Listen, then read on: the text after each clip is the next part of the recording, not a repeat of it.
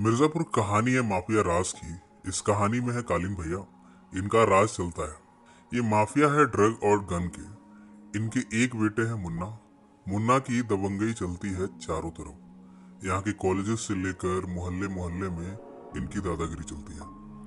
इसी बीच ये घुसते हैं एक बारात में। दूल्हा घोड़े पर चढ़ा हुआ है। लोग नाच गा रहे हैं। उस बारात में घुसकर ये अपनी दबंगई के नशे में चूर ये दूल्हे को गन से मार देते हैं। कई गोलियां चलाते हैं और दूल्हा मर जाता है। इन सब में कहानी और आगे बढ़ती है।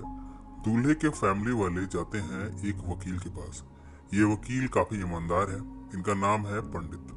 पंडित की फैमिली में है इनकी वाइफ और इनके 3 बच्चे, गुड्डू, बबलू और डिम्पी। और ये तीनों एक ही कॉलेज में पढ़ते हैं। डिम्पी की क्लोज फ्रेंड है स्वीटी, जो गुड्डू को पसंद करती है। इस तरह इस कहानी में 2 परिवारों, कालीन भैया की और पंडित के परिवार में टकराव होता है। जब मुन्ना को पता चला कि मरे हुए दूल्हे के परिवार वाले अपना केस लेकर वकील पंडित के पास पहुंचे हैं, तब मुन्ना पंडित के घर आता है और धमकाता है इस मामले से दूर रहने के लिए। पर पंडित जी भला अपने उसूलों से पीछे क्यों हटे?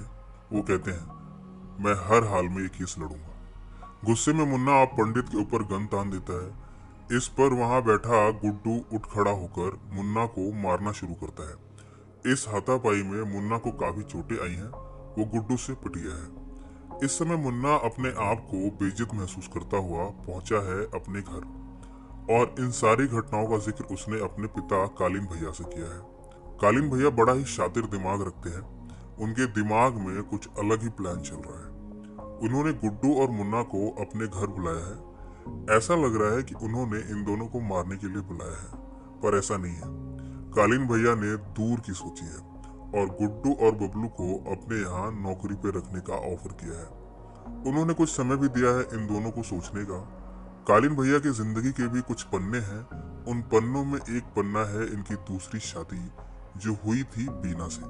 बीना कालीन भैया से जो प्यार हासिल करती है, वो उससे संतुष्ट नहीं है। इस समय गुड्डू और बबलू दोनों इस उधेड़-बुन में लगे हैं कि कालीन भैया का ऑफर कबूल किया जाए या नहीं। गुड्डू बड़ा मोटे दिमाग का है। वो कोई भी फैसला सोच समझकर नहीं लेता, जबकि बबलू हर मसले पर समझदारी से काम लेता है। वो नहीं चाहता कि ये दोनों कालीन भैया के इन कामों में पड़े। न जाने कल को हमारे साथ क्या हो, पता नहीं हम किस मुसीबत में फंस जाएं। तो दूसरी तरफ गुड्डू तो शुरू से ही इन्हीं सबके ख्वाब देखता था। उसे भला ये एक सु अवसर क्यों न लगे। फाइनली गुड्डू की बात ही ऊपर रही। बबलू को भी कन्विंस होना पड़ा और दोनों ने कालीन भैया के ऑफर को कबूल कर लिया। खुश होकर कालीन भैया ने इन्हें एक ब्रांडेड बाइक दी है और पहला असाइनमेंट सौंप दिया है और कहा है, जाओ अपने पिता पंडित को इस दूल्हे वाले केस को लेने से रोको। मुन्ना इस समय कालीन भैया पर गुस्सा है कि उन्होंने इन दोनों को मारा क्यों नहीं, उल्टा दोनों को अपने यहाँ काम पर रख लिया।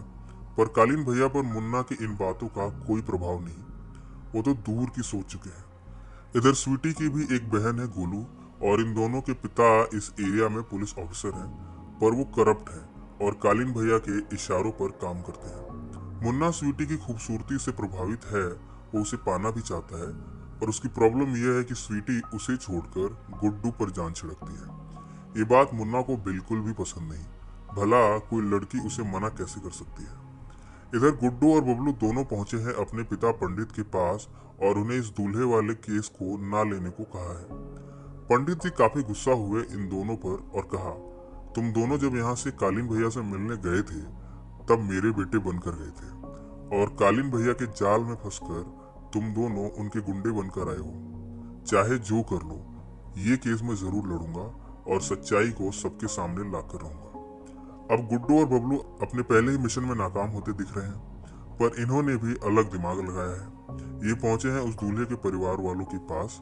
क्यों ना हम इस परिवार को ही डरा धमकाकर ये केस वापस लेने से रोक लें और इस तरह ये मामला यहीं दब जाएगा। जब कंप्लेन ही नहीं होगी तो पंडित जी केस कैसे लड़ेंगे। ऐसा नहीं है कि कालीन भैया की सत्ता को ललकारने वाला कोई नहीं है। एक शख्स ऐसा भी है जो इनकी सत्ता को खत्म करके स्वयं की सत्ता बनाना चाहता है, और वो है रतिशंकर। रतिशंकर ने टारगेट किया है मुन्ना को मारने का।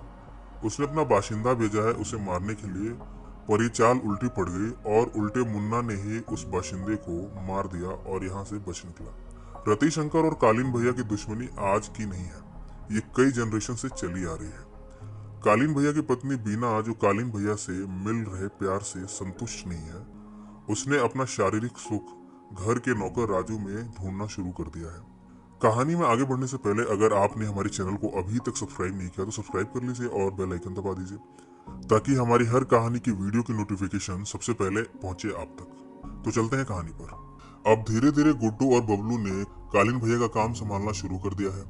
अब इनका बिजनेस और भी जोरों से चलने लगा है। हथियारों की सप्लाई और भी तेजी से होने लगी है। चारों तरफ वायलेंस बढ़ गया है। आए दिन हत्याएं होने लगी हैं। लॉ एंड ऑर्डर पूरी तरह अस्त व्यस्त हो चुका है। इन सबको कंट्रोल करने के लिए स्टेट गवर्नमेंट को एक स्पेशल पुलिस ऑफिसर भेजना पड़ा है, इस उम्मीद में कि वो इस एरिया में शांति का माहौल बहाल कर सके।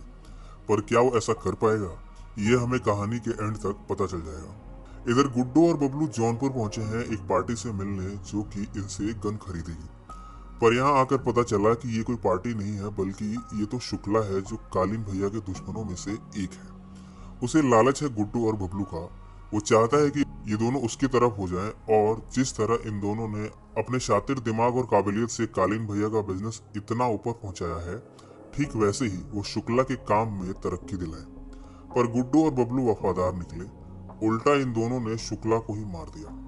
इन दोनों को लगा कि कालीन भैया इस बात पर इन दोनों की पीठ थपथपाएंगे, पर हुआ इसके ठीक उलट।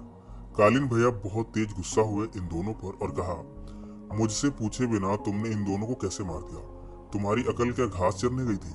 गुड्डू और स्वीटी का प्यार अपनी मंजिल तक पहुंच गया है और इन दोनों ने आखिरकार शादी कर ली। मुन्ना वैसे ही गुड्डू से चिढ़ा बैठा था। अब तो वो हर हाल में अपनी प्यार में हार का बदला लेगा। वो इस साजिश में लगा है कि किस तरह वो अपनी हार का बदला गुड्डू से ले। मुन्ना के कहने पर उसका दोस्त कंपाउंडर कालीन भैया को मारने की कोशिश करता है, पर नाकाम हो गया और वो पकड़ा गया। पर कंपाउंडर ने मुन्ना के प्रति अपनी वफादारी दिखाई और अपना मुंह नहीं खोला। मुन्ना ने इस मौके को हाथों हाथ बनाया और पहुंचा अपने पिता कालीन भैया के पास। उन्हें यह भरोसा दिलाया कि कंपाउंडर को भेजने वाला और कोई नहीं बल्कि गुड्डू ही है। वो आपको मारकर इस सत्ता को हथियाना चाहता है। इस कहानी में पहली बार कालीन भैया मुन्ना की बातों में आ गए हैं और उन्होंने मान लिया है कि गुड्डू वाकई में उन्हें मारना चाहता है। बस फिर क्या था, उन्होंने मुन्ना को गन देकर उसे ये लाइसेंस दे दिया कि तुम जाओ और गुड्डू को खत्म कर दो। कहानी अब क्लाइमेक्स में पहुंच गई है। गोलू अपने कॉलेज के इलेक्शन में खड़ी हुई है और वो इलेक्शन जीत गई है। इस खुशी में पूरी फैमिली डिम्पी के फ्रेंड की शादी में पहुंची है। स्वीटी इस समय प्रेग्नेंट है। सभी इस शादी को एंजॉय करने में लगे हैं। सभी खुश हैं क्योंकि एक नया मेहमान आने वाला है इनके घर में।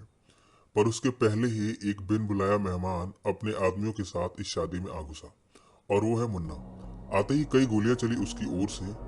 अब तो उसे वैसे ही कालीन भैया का लाइसेंस मिल चुका है। उसने सबसे पहले तो स्वीटी को मारा, फिर बबलू को। गुड्डू और गोलू भी बहुत बुरी तरह जख्मी हुए हैं।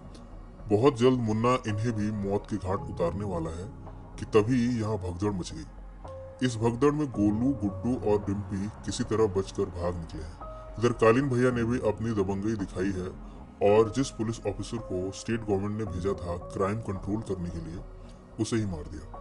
अब तक की कहानी में क्राइम सर चढ़कर बोल रहा है। उसके सामने कोई भी टिक नहीं पाया है। पर अभी इस कहानी का अंत होना बाकी है। मिर्जापुर सीजन 2 में हमें बहुत कुछ नया देखने को मिलेगा। गुड्डू किस तरह तख्ता पलट करेगा और किस तरह मुन्ना और कालीन भैया से अपने भाई बबलू और पत्नी जो कि प्रेग्नेंट थी उसकी मौत का बदला लेगा, ये देखने को मिलेगा। हम सीजन 2 की पूरी कहानी 23 अक्टूबर की शाम तक पब्लिश कर देंगे। फ्रेंड्स, ये कहानी कैसी लगी कमेंट्स में जरूर मेंशन करें। इस वीडियो को लाइक और शेयर जरूर करें। और किसी फिल्म की कहानी या वेब सीरीज की कहानी अगर आप सुनना चाहें तो उसे कमेंट्स में मेंशन करें, हम उसे ही पब्लिश करेंगे। अगर आपने हमारे चैनल को अभी तक सब्सक्राइब नहीं किया तो सब्सक्राइब कर लीजिए और बेल आइकन दबा दीजिए। सो फ्रेंड्स, फिर मिलेंगे जिंदगी के किसी नए मोड़ पे।